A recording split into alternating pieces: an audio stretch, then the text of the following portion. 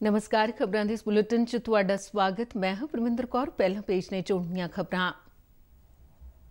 ਭਾਰਤ ਵਿੱਚ ਕੋਰੋਨਾ ਟੀਕਾਕਰਨ 16 ਜਨਵਰੀ ਤੋਂ ਸ਼ੁਰੂ ਹੋਵੇਗਾ। ਪਹਿਲੇ ਦੌਰ 'ਚ ਕੋਈ 3 ਕਰੋੜ ਹੈਲਥ ਕੇਅਰ ਵਰਕਰਾਂ ਤੇ ਕੋਰੋਨਾ ਯੋਧਿਆਂ ਦਾ ਟੀਕਾਕਰਨ ਹੋਵੇਗਾ। ਭਾਰਤ ਨੇ ਹੁਣ ਤੱਕ 18 ਕਰੋੜ ਤੋਂ ਵੱਧ ਟੈਸਟ ਕਰਕੇ ਇੱਕ ਵੱਡਾ ਮੀਲ ਪੱਥਰ ਸਥਾਪਿਤ ਕੀਤਾ। प्रधानमंत्री नरेंद्र मोदी ने कहा कि भारत स्वदेश च तैयार किए 2 कोविड-19 टीकिਆਂ ਨਾਲ ਸਮੁੱਚੀ ਮਾਨਵਤਾ ਦੀ ਰੱਖਿਆ ਕਰਨ ਲਈ ਤਿਆਰ ਹੈ। ਨਵੀਂ ਦਿੱਲੀ 'ਚ 16ਵੇਂ ਪ੍ਰਵਾਸੀ ਭਾਰਤੀ ਦਿਵਸ ਸੰਮੇਲਨ ਨੂੰ ਸੰਬੋਧਨ ਕਰਦਿਆਂ ਪ੍ਰਧਾਨ ਮੰਤਰੀ ਨੇ ਕਿਹਾ ਕਿ ਪ੍ਰਵਾਸੀ ਭਾਰਤੀਆਂ ਨੇ ਕੋਵਿਡ-19 ਮਹਾਮਾਰੀ ਨਾਲ ਨਜਿੱਠਣ ਵਿੱਚ ਵੱਡਾ ਯੋਗਦਾਨ ਦਿੱਤਾ ਹੈ।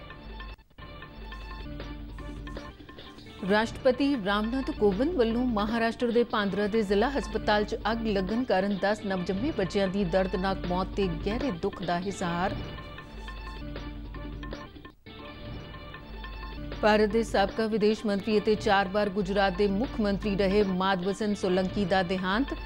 ਰਾਸ਼ਟਰਪਤੀ ਅਤੇ ਪ੍ਰਧਾਨ ਮੰਤਰੀ ਵੱਲੋਂ ਮਾਧਵਸਨ ਸੋਲੰਕੀ ਦੇ ਅਕਾਲ ਚਲਾਣੇ ਤੇ ਦੁੱਖ ਪ੍ਰਗਟ। BSF ਨੇ ਅੰਮ੍ਰਿਤਸਰ ਦੇ ਅਟਾਰੀ ਨੇੜੇ ਪੈਂਦੀ ਸਰਹੱਦੀ ਆਊਟਪੋਸਟ ਪੁਲ ਮੋਰਾ ਨੇੜੇ ਭਾਰਤ ਦੀ ਸਰਹੱਦ ਵਿੱਚ ਦਾਖਲ ਹੋਏ 6 ਪਾਕਿਸਤਾਨੀ ਨੌਜਵਾਨਾਂ ਨੂੰ ਗ੍ਰਿਫਤਾਰ ਕੀਤਾ। ਪੰਜਾਬ ਤੇ ਹਰਿਆਣਾ ਹਾਈਕੋਰਟ ਦੇ ਜੱਜ ਜਸਟਿਸ ਦਇਆ ਚੌਧਰੀ ਨੇ ਜਲੰਧਰ ਦੇ ਯੂਨੀਕ ਹੋਮ 'ਚ ਪਹੁੰਚ ਕੇ ਧੀਆਂ ਦੀ ਲੋਹੜੀ ਮਨਾਈ। ਜਸਟਿਸ ਦਇਆ ਚੌਧਰੀ ਨੇ ਜਲੰਧਰ ਦੇ ਜੁਡੀਸ਼ੀਅਲ ਕੰਪਲੈਕਸ ਵਿੱਚ ਲਗਾਏ ਖੂਨਦਾਨ ਅਤੇ ਕੋਵਿਡ ਟੈਸਟਿੰਗ ਕੈਂਪ ਦਾ ਵੀ ਉਦਘਾਟਨ ਕੀਤਾ। ਸਿਡਨੀ 'ਚ ਖੇਡੇ ਜਾ ਰਹੇ ਤੀਜੇ ਕ੍ਰਿਕਟ ਟੈਸਟ ਮੈਚ ਵਿੱਚ ਆਸਟ੍ਰੇਲੀਆ ਦੀ ਸਥਿਤੀ ਮਜ਼ਬੂਤ। ਭਾਰਤ ਦੀ ਪਾਰੀ ਨੂੰ 244 ਦੌੜਾਂ ਤੇ ਸਕੋਰ ਤੇ ਨਿਬੇੜਨ ਮਗਰੋਂ ਮੈਚ ਦੇ ਤੀਜੇ ਦਿਨ ਆਸਟ੍ਰੇਲੀਆ ਨੇ ਆਪਣੀ ਦੂਜੀ ਪਾਰੀ 'ਚ 2 ਖਿਡਾਰੀਆਂ ਪਿੱਛੇ 103 ਦੌੜਾਂ ਬਣਾ ਕੇ ਭਾਰਤ ਉੱਤੇ 197 ਦੌੜਾਂ ਦੀ ਅਗੇਤ ਹਾਸਲ ਕੀਤੀ। ਹੁਣ ਖਬਰਾਂ ਵਿਸਥਾਰ ਨਾਲ। ਭਾਰਤ 'ਚ 16 ਜਨਵਰੀ ਤੋਂ ਕੋਰੋਨਾ ਟੀਕਾਕਰਨ ਸ਼ੁਰੂ ਹੋਵੇਗਾ। ਕੋਰੋਨਾ ਟੀਕਾਕਰਨ ਲਈ ਹੈਲਥ ਕੇਅਰ ਵਰਕਰਾਂ ਤੇ ਮੋਹਰਲੀ ਕਤਾਰ ਦੇ ਕੋਰੋਨਾ ਯੋਧਿਆਂ ਨੂੰ ਪਹਿਲ ਦਿੱਤੀ ਜਾਵੇਗੀ, ਜਿਨ੍ਹਾਂ ਦੀ ਗਿਣਤੀ ਕੋਈ 3 ਕਰੋੜ ਬਣਦੀ ਹੈ। ਇਸ ਤੋਂ ਬਾਅਦ 50 ਸਾਲ ਦੀ ਉਮਰ ਤੋਂ ਵੱਧ ਜਾਂ 50 ਸਾਲ ਤੋਂ ਘੱਟ ਉਮਰ ਵਰਗ ਵਾਲੇ ਅਜਿਹੇ ਲੋਕਾਂ ਨੂੰ ਕੋਰੋਨਾ ਦੇ ਟੀਕੇ ਲੱਗਣਗੇ, ਜਿਨ੍ਹਾਂ ਨੂੰ ਕਈ ਹੋਰ ਬਿਮਾਰੀਆਂ ਵੀ ਨੇ। ਕੇਂਦਰੀ ਸਿਹਤ ਮੰਤਰਾਲਾ ਵੱਲੋਂ ਦਿੱਤੇ ਅੰਕੜਿਆਂ ਮੁਤਾਬਿਕ ਇਹਨਾਂ ਦੀ ਗਿਣਤੀ ਕੋਈ 27 ਕਰੋੜ ਬਣਦੀ ਹੈ। ਇਸ ਦੌਰਾਨ ਪ੍ਰਧਾਨ ਮੰਤਰੀ ਨਰਿੰਦਰ ਮੋਦੀ ਨੇ ਅੱਜ ਇੱਕ ਉੱਚ ਪੱਧਰੀ ਮੀਟਿੰਗ ਦੌਰਾਨ ਕੋਵਿਡ ਦੀ ਸਥਿਤੀ ਅਤੇ ਟੀਕਾਕਰਨ ਦੀਆਂ ਤਿਆਰੀਆਂ ਦੀ ਸਮੀਖਿਆ ਕੀਤੀ। ਇਸ ਮੀਟਿੰਗ 'ਚ ਕੇਂਦਰੀ ਕੈਬਨਿਟ ਸਕੱਤਰ, ਪ੍ਰਧਾਨ ਮੰਤਰੀ ਦੇ ਪ੍ਰਿੰਸੀਪਲ ਸਕੱਤਰ, ਸਿਹਤ ਸਕੱਤਰ ਅਤੇ ਹੋਰ ਉੱਚ ਅਧਿਕਾਰੀਆਂ ਨੇ ਸ਼ਿਰਕਤ ਕੀਤੀ। ਭਾਰਤ ਨੇ ਅੱਜ ਹੁਣ ਤੱਕ 18 ਕਰੋੜ ਕੋਵਿਡ ਟੈਸਟ ਕਰਨ ਦਾ ਅੰਕੜਾ ਪਾਰ ਕਰਕੇ ਇੱਕ ਨਵਾਂ ਮੀਲ ਪੱਥਰ ਸਥਾਪਿਤ ਕੀਤਾ ਹੈ। ਕੇਂਦਰੀ ਸਿਹਤ ਮੰਤਰਾਲੇ ਮੁਤਾਬਿਕ ਬੀਤੇ ਦਿਨੀ ਦੇਸ਼ 'ਚ 9,15,951 ਕੋਰੋਨਾ ਸੈਂਪਲ ਟੈਸਟ ਕੀਤੇ ਗਏ। ਦੇਸ਼ 'ਚ ਟੈਸਟਿੰਗ ਮੂਲ ਢਾਂਚਾ ਦੇ ਲਗਾਤਾਰ ਵਿਸਥਾਰ ਨੇ ਕੋਰੋਨਾ ਟੈਸਟਾਂ ਦੀ ਗਿਣਤੀ 'ਚ ਤੇਜ਼ੀ ਨਾਲ ਵਾਧੇ 'ਚ ਅਹਿਮ ਰੋਲ ਅਦਾ ਕੀਤਾ ਹੈ। ਇਸ ਸਮੇਂ ਭਾਰਤ 'ਚ 1,201 ਸਰਕਾਰੀ ਅਤੇ 1,115 ਪ੍ਰਾਈਵੇਟ ਲੈਬੋਰਟਰੀਆਂ ਨਾਲ ਕੁੱਲ 2,316 ਕੋਰੋਨਾ ਟੈਸਟ ਲੈਬੋਰਟਰੀਆਂ ਨੇ। ਵਿਆਪਕ ਪੱਧਰ ਤੇ ਲਗਾਤਾਰ ਕੋਰੋਨਾ ਟੈਸਟਿੰਗ 'ਚ ਹੋ ਰਹੇ ਵਾਧੇ ਕਾਰਨ ਕੌਮੀ ਪੱਧਰ ਤੇ ਐਕਟਿਵ ਕੋਰੋਨਾ ਮਾਮਲਿਆਂ ਦੀ ਦਰ 'ਚ ਕਮੀ ਆਈ ਹੈ। ਕੌਮੀ ਪੱਧਰ ਤੇ ਇਸ ਸਮੇਂ ਐਕਟਿਵ ਕੋਰੋਨਾ ਦਰ 5.97% ਹੈ, ਜੋ 5 ਮਹੀਨੇ ਪਹਿਲੋਂ 8.93% ਸੀ। ਭਾਰਤ 'ਚ ਇਸ ਸਮੇਂ ਕੋਰੋਨਾ ਦੇ ਐਕਟਿਵ ਮਾਮਲਿਆਂ ਦੀ ਗਿਣਤੀ 2,24,190 ਦਰਜ ਕੀਤੀ ਗਈ ਹੈ, ਜੋ ਕੋਰੋਨਾ ਦੀ ਪੁਸ਼ਟੀ ਵਾਲੇ ਕੁੱਲ ਮਾਮਲਿਆਂ ਦਾ ਸਿਰਫ 2.15% ਬਣਦਾ ਹੈ। ਸਿਹਤ ਮੰਤਰਾਲੇ ਮੁਤਾਬਿਕ ਹੁਣ ਤੱਕ ਦੇਸ਼ 'ਚ 1,56,000 ਤੋਂ ਵੱਧ ਲੋਕ ਕੋਰੋਨਾ ਮੁਕਤ ਹੋ ਚੁੱਕੇ ਨੇ ਅਤੇ ਕੌਮੀ ਪੱਧਰ ਤੇ ਕੋਰੋਨਾ ਤੋਂ ਠੀਕ ਹੋਣ ਦੀ ਦਰ 96.41% ਤੇ ਪਹੁੰਚ ਗਈ ਹੈ। ਪ੍ਰਧਾਨ ਮੰਤਰੀ ਨਰਿੰਦਰ ਮੋਦੀ ਨੇ ਕਿਹਾ ਕਿ ਭਾਰਤ ਸਵਦੇਸ਼ 'ਚ ਤਿਆਰ ਕੀਤੇ 2 ਕੋਵਿਡ-19 ਟੀਕਿਆਂ ਨਾਲ ਸਮੁੱਚੀ ਮਾਨਵਤਾ ਦੀ ਰੱਖਿਆ ਕਰਨ ਲਈ ਤਿਆਰ ਹੈ। ਉਨ੍ਹਾਂ ਕਿਹਾ ਕਿ ਭਾਰਤ 'ਚ ਬਣਾਏ ਗਏ ਉਤਪਾਦਾਂ ਤੇ ਇੱਥੇ ਲਾਗੂ ਕੀਤੇ ਗਏ ਉਪਾਵਾਂ ਨਾਲ ਪੂਰੇ ਦੇਸ਼ ਨੂੰ ਫਾਇਦਾ ਹੋਵੇਗਾ। ਅੱਜ ਨਵੀਂ ਦਿੱਲੀ 'ਚ 16ਵੇਂ ਪ੍ਰਵਾਸੀ ਭਾਰਤੀ ਦਿਵਸ ਸੰਮੇਲਨ ਨੂੰ ਸੰਬੋਧਨ ਕਰਦਿਆਂ ਉਨ੍ਹਾਂ ਕਿਹਾ ਕਿ ਪ੍ਰਵਾਸੀ ਭਾਰਤੀਆਂ ਨੇ ਕੋਵਿਡ-19 ਮਹਾਮਾਰੀ ਨਾਲ ਨਜਿੱਠਣ ਵਿੱਚ ਵੱਡਾ ਯੋਗਦਾਨ ਦਿੱਤਾ ਹੈ। ਉਨ੍ਹਾਂ PM ਕੇਅਰਸ ਫੰਡ ਵਿੱਚ ਪ੍ਰਵਾਸੀ ਭਾਰਤੀਆਂ ਵੱਲੋਂ ਪਾਏ ਗਏ ਯੋਗਦਾਨ ਦੀ ਸ਼ਲਾਘਾ ਕਰਦਿਆਂ ਕਿਹਾ ਕਿ ਇਸ ਨਾਲ ਦੇਸ਼ 'ਚ ਸਿਹਤ ਸੇਵਾਵਾਂ ਨੂੰ ਹੋਰ मजबूत करने में मदद मिली है। आज भारत एक नहीं बल्कि 2 made in India corona vaccine के साथ मानवता की सुरक्षा के लिए तैयार है। दुनिया की फार्मेसी होने के नाते दुनिया के हर जरूरतमंद तक जरूरी दवाएं पहुंचाने का काम भारत ने पहले भी किया है और आज भी कर रहा है। दुनिया आज सिर्फ भारत की वैक्सीन का इंतजार ही नहीं कर रही, बल्कि दुनिया का सबसे बड़ा वैक्सीनेशन प्रोग्राम भारत कैसे चलाता है, इस पर भी नजरें हैं। प्रधानमंत्री ने कहा कि अज भारत च भ्रष्टाचार नाल नजिठण विच तकनोलॉजी का इस्तेमाल किया जा रहा है तो कई लाख करोड़ रुपए लाभार्थियों के बैंक खात्यां च सिद्धे पाए गए ने। उन्होंने कहा कि अज भारत का पुलाड़ प्रोग्राम दुनिया लिए एक मिसाल बन गया। नरेंद्र मोदी ने कहा कि कोविड महामारी के दौर में भी भारत में नवीं स्टार्टअप कंपनियों की शुरुआत हुई। प्रधानमंत्री ने आस जताई है कि अज जद असी आत्मनिर्भर भारत के निर्माण की कोशिश कर रहे हैं तो प्रवासी भारतीय ब्रांड इंडिया नूं मजबूत करने में महत्वपूर्ण भूमिका निभाउणगे। उन्होंने कहा कि जब प्रवासी भारतीय भारत दीआं बणीआं वस्तां दा इस्तेमाल करनगे तां दुनिया भर के लोगों का मेड इन इंडिया उत्पादों ते भरोसा कायम होवेगा। नरेंद्र मोदी ने कहा कि भारत च विकसित नवीं प्रणालियां दी विश्व भर विच प्रशंसा हुई है। उन्होंने कहा कि समाज के गरीब तो गरीब लोगों नूं तकनोलॉजी की मदद नाल शक्तिशाली बनाउण दे भारत के अभियान की दुनिया भर विच चर्चा हो रही है। राष्ट्रपति रामनाथ कोविंद ने आज सवेरे महाराष्ट्र के भांदरा के जिला हस्पताल च अग लगन कारण 10 नवजन्मे बच्चों की दर्दनाक मौत से गहरे दुख का इजहार किया है। अपने ट्वीट च राष्ट्रपति ने कहा कि इन्हां बच्चों की बेवकती मौत बेहद दर्दनाक है। उन्होंने मृतक बच्चों के परिवारों नाल दिली हमदर्दी जाहिर की। भांदरा जिले के सिविल सर्जन डॉक्टर प्रमोद खंदते ने दस्सिया कि जिला हस्पताल 1 तो 3 महीनों के 17 बच्चों को नवजन्मे बच्चों की देखभाल यूनिट में दाखिल किया गया सी। उन्होंने दस्सिया कि अज सवेरे एक नर्स ने बच्चों के इस वार्ड विचों धुआं निकलता वेख्या तो डॉक्टरों को अलर्ट किया गया। हस्पताल के स्टाफ ने बच्चों को बचाने की कोशिश की। इसके बावजूद 10 बच्चों की मौत हो गई तो 7 बच्चे पूरी तरह सुरक्षित ने। भारत के साबका विदेश मंत्री और 4 बार गुजरात के मुख्य मंत्री रहे माधव सिंह सोलंकी का देहांत हो गया। बजुर्ग कांग्रेसी आगू माधव सिंह सोलंकी अपनी गांधीनगर रिहायश से नींद दौरान ही चल बसे। वो 93 वरियां दे सन। माधव सिंह सोलंकी कांग्रेस पार्टी के गुजरात में सब तो लंबे समय तक मुख्य मंत्री रहने वाले नेता सन। उन्होंने 1985 दी गुजरात विधान सभा चोणां दौरान कांग्रेस को सब तो वड्डी जित दिवाउण लई भी जाणिया जांदा है। जद कांग्रेस पार्टी ने 182 सीटां विचों 149 ते जित हासिल की सी। माधव सिंह सोलंकी नरसिम्हा राव सरकार च विदेश मंत्री भी रहे। माधव सिंह सोलंकी के परिवारिक सूत्रों अनुसार उन्हों का अंतिम संस्कार अमरीका च रह रहे उन्होंने पुत्र भारत सिंह सोलंकी की वतन वापसी तो बाद ही होवेगा। राष्ट्रपति रामनाथ कोविंद ने माधव सिंह सोलंकी की मौत से दुख प्रगट करदे ट्वीट च कहा कि उन्होंने अकाल चलाने नाल देश ने एक बेजोड़ नेता गवाया है।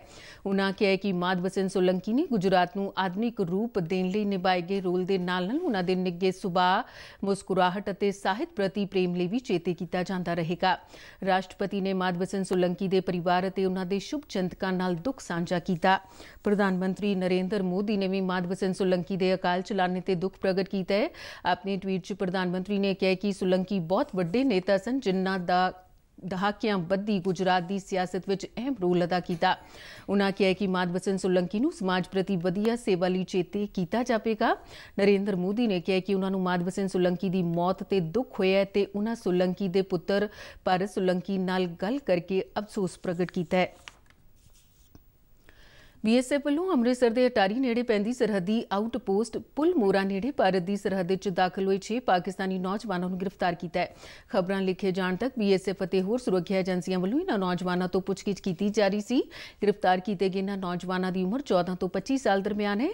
इन्होंने 6 नौजवानों की पछाण मोहम्मद आसिफ, मोहम्मद उमर फारूक, मोहम्मद आरिफ, मोहम्मद अरसलन, राजा अब्बास और शौकत वजों हुई है।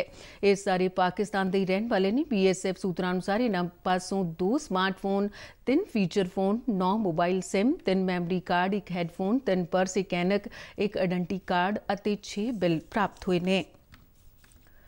मादा भ्रूण हत्या नूं रोकण दे यतन वजों अज पंजाब ते हरियाणा हाईकोर्ट के जज और सैशनज डिवीजन के प्रशासनिक जज जस्टिस दया चौधरी ने जलंधर लागे बेसहारा बच्चों लिए बने यूनीक होम विखे धीआं दी लोहड़ी मनाई। इस मौके जस्टिस दया चौधरी ने कहा कि अजिहे समागम मादा भ्रूण हत्या वर्गियां समाजिक बुराइयां नूं खत्म करन अते लिंग अनुपात विच सुधार लियाउण च सहाई सिद्ध हुंदे ने। उन्होंने कहा कि लड़कियां किसी भी खेतर च लड़कियां तो घट नहीं हन। उन्होंने मादा भ्रूण हत्या वर्गी बुराई नूं तुरंत रोके जाने का सद्दा दिता तां जो कुदरत अते समाज विच संतुलन बनिया रहे। जस्टिस दया चौधरी ने कहा कि धीआं दी लोड़ी समय दी लोड़ है। उन्हां उम्मीद जाहिर की है कि लोग लड़कियां दी भलाई यकीनी बनाउण लई अजे समागम अपने घरां च करनगे।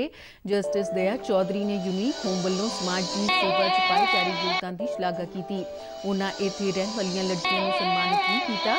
इस मौके चीफ जुडिशियल मैजिस्ट्रेट कम सकत्तर जिला कानूनी सेवावां अथॉरिटी जापिंदर सिंह, लीगल प्रोबेशन अफसर संदीप कुमार और यूनीक होम दी मुखी बीबी प्रकाश कौर भी मौजूद सन।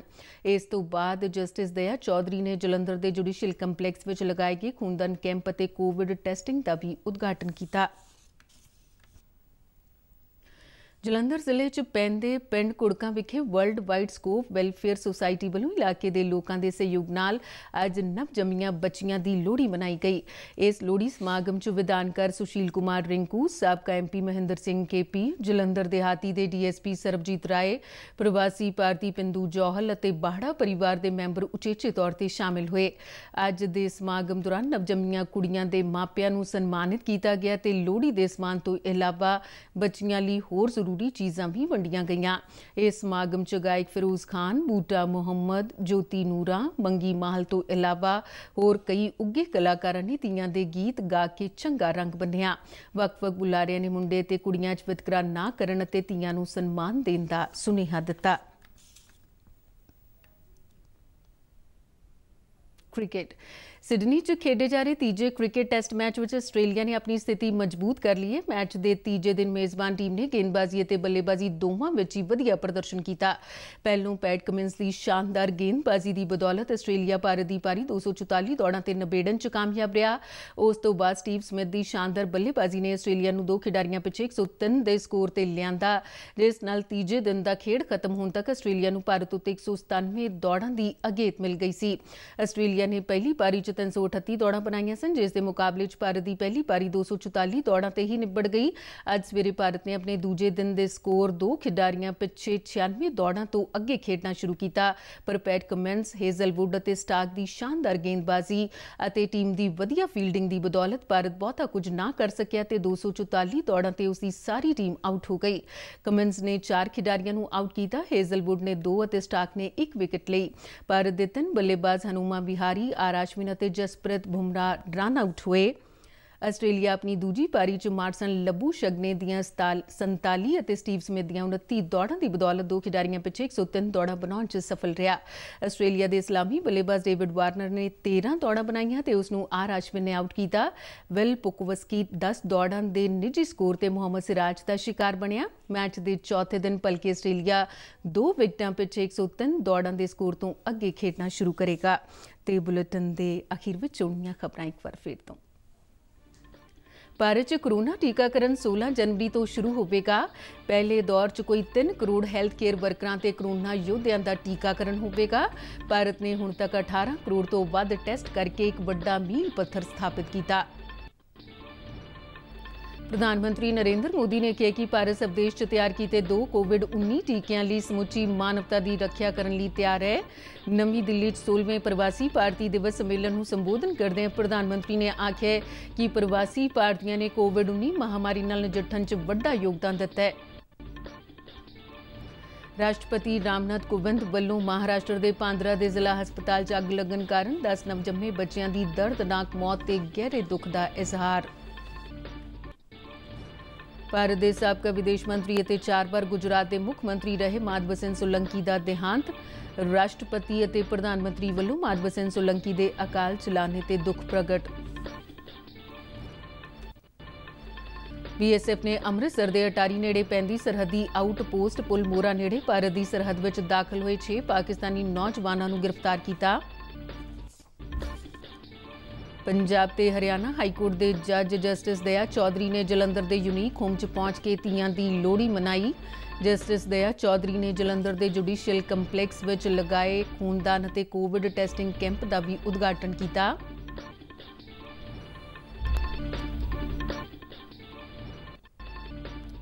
सिडनी च खेडे जा रहे तीजे क्रिकेट टेस्ट मैच में आस्ट्रेलिया की स्थिति मजबूत।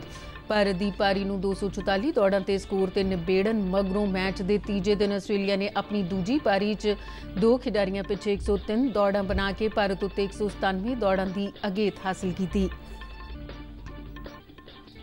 ਤੇ ਇਸ ਦੇ ਨਾਲ ਹੀ ਖਬਰਾਂ ਦੇ ਬੁਲੇਟਿਨ ਖਤਮ ਹੋਏ। ਨਮਸਕਾਰ।